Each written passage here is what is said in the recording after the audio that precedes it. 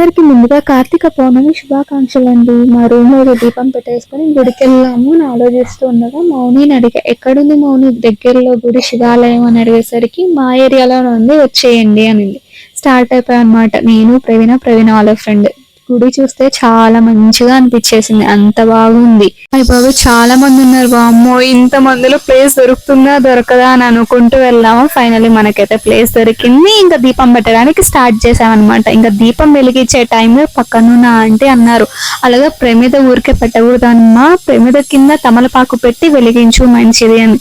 సరే ఆంటీ అని అంతలో వెళ్ళొస్తామా అంటే అని చెప్పగా, దీపదానం చేశారా మీరు అన్నారు. దీపదానం ఎలా చేయాలంటే తెలియదు మాకు అంటే, దీపదానం చేస్తే చాలా మంచిదమ్మా, ఉసిరికాయ మీదని దీపం వెలిగించి స్వామికి ఇచ్చేయండి అన్నారు. సరే ఆంటీ అని గైడెన్స్ తో దీపదానం అయితే చేసేసి శివయ్యని అయితే దర్శించుకున్నాం అనమాట.